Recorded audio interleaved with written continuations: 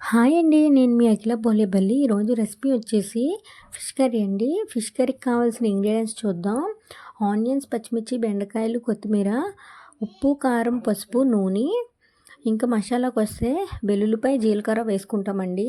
ఇది మామూలుగా వేరే కర్రీస్లో కాదు కదా, అందుకు వెల్లుల్లి, జీలకర్ర మాత్రమే వేస్తాం. స్టవ్ వెలిగించుకొని పెన ఫిష్ కూర పెట్టుకొని ఆయిల్ పోసుకుందామండి. ఆయిల్ బాగా వేడెక్కనివ్వాలి. ఆయిల్ కొంచెం వద్దోనే పోసుకోండి, ఫిష్ కర్రీ కాబట్టి కొంచెం ఆయిల్ వద్దోనే పడుతుందండి. సో చూస్తున్నారు కదా, ప్రాసెస్ విషయానికి వస్తే ఆయిల్ బాగా వేడెక్కింది. ఇప్పుడు ఆనియన్స్ వేసుకుందామండి. ఆనియన్స్ బాగా మగ్గనివ్వాలి. వేసుకున్న తర్వాత చూడండి వేస్తున్నాను. పచ్చిమిరపకాయలు కూడా వేసుకోండి. గుత్తుల్లా కోసుకోవాలండి. అవి చీరికల్లా కాకుండా మధ్యలో ఘాట్లు పెట్టుకొని వదిలేసేసేయండి. చూడండి బాగా ఇలాగ కలుపుకొని మగ్గనిచ్చుకుందాము ఒక 5 మినిట్స్. చూస్తున్నారు కదా, ఇప్పుడు కొంచెం పసుపు వేసుకుందామండి. ఉప్పు కూడా వేసుకుందాం. ఉప్పు ఫస్ట్ కొంచెం వేసుకోండి, తర్వాత మీ రుచికి తగ్గట్టుగా ఇంకా సరిపోతే నెక్స్ట్ వేసుకోండి. కారం వేసుకుందామండి. ఫిష్ కర్రీలోకి కారం వద్దనే పడుతుంది. చూస్తున్నారు కదా, కారం కూడా వద్దు వేసుకోవాలండి, లేకపోతే కొంచెం నీచు వాసన వస్తుంది ఫిష్ కాబట్టి. కొంచెం మగ్గనిద్దామండి. నూనె పైకి తేలేదాకా మగ్గనిచ్చుకొని కొన్ని వాటర్ పోసుకోవాలి. వాటర్ పోసుకొని కొంచెం ఉల్లిపాయ ఉడికిదాకా కొంచెం మగ్గించుకోవాలన్నమాట. ఇంకో ఆయిల్ అలా పైకి తేలేంత వరకు మగ్గించుకున్న తర్వాత బెండకాయ ముక్కలు వేసుకుందామండి. బెండకాయ ముక్కలు వద్దే వేసుకుంటే ఎంత ఎక్కువ వేసుకుంటే అంత బాగుంటుందండి టేస్ట్. నేనైతే ఎక్కువ వేసుకుంటాను. కొంచెం పెద్ద పీసుల్లో కూడా కట్ చేసి వేసుకోండి వీలైతే, చాలా బాగుంటుంది పులుసు కాబట్టి.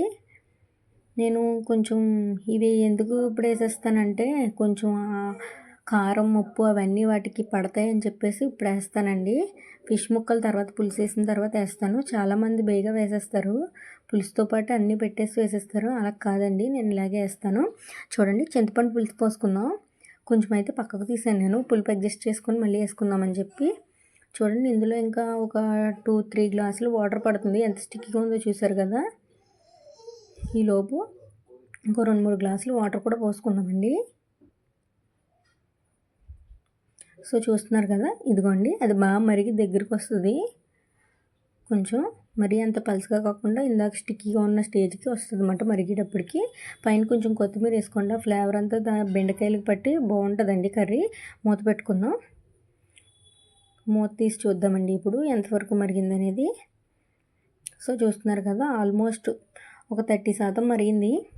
ఇప్పుడు ఫిష్ ముక్కలు వేసుకుందామండి. వేసుకున్న తర్వాత అన్నీ ఒక చోటే కాకుండా మొత్తం చేపల కూర దాకా చుట్టూ వేసుకోండి. ఒక చోటనే కాకుండా మొత్తం చుట్టూ వేసుకోండి.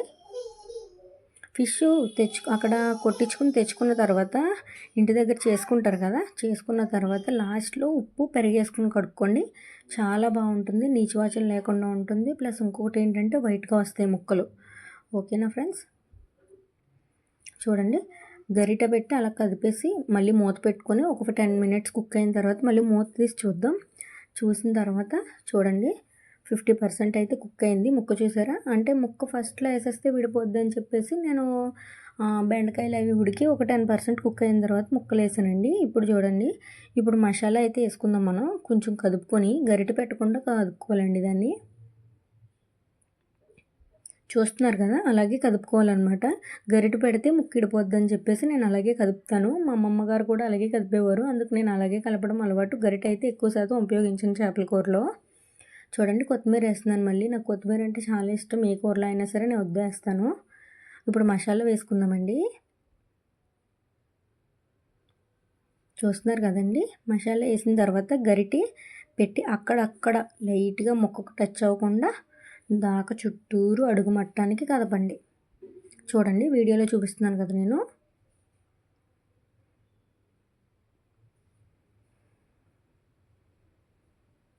చూస్తున్నారు కదా, అలా చుట్టూ తిప్పుతూ స్లోగా టచ్ ఇవ్వండి. స్లోగా చూడండి, బెండకాయలు ఆల్రెడీ కుక్ అయిపోయినాయి. ఇది ఇంకొక 20% కుక్ అవుతే 20 మినిట్స్ సరిపోద్దండి. 20 మినిట్స్ మూత పెట్టేసుకొని కుక్ చేసుకుందామండి. చూడండి, లుక్ చూడండి ఒకసారి. మూత పెట్టుకుందాం. ఆల్మోస్ట్ కుక్ అయిపోయింది. చూడండి వావ్! స్మెల్ అయితే అద్దరగొట్టేస్తుందండి. నిజంగా ఉంది ఫ్లేవరు. నిజంగా వేడి వేడి అన్నంలో ఇలా వేసుకొని తింటే ఉంటుంది ఫ్రెండ్స్. అబ్బబ్బబ్బబ్బా! అసలా నోరు ఊరిపోతుందన్నమాట నాకి. మళ్ళీ కొత్తిమీర వేసుకుందాం కొంచెం. లుక్ అయితే ఫైనల్ లుక్ చూసేయండి మీరే ఎలా వచ్చిందనేది. ఇదిగోండి ఫ్రెండ్స్, నచ్చితే లైక్ చేయండి, సబ్స్క్రైబ్ చేయండి, వీడియో షేర్ చేయండి. మీకు ఏమేమి వంటకాలు కావాలో మళ్ళీ నాకు చెప్తే మెసేజ్ పెడితే నేను చెప్తానండి. బాయ్ అండి. Bye friends.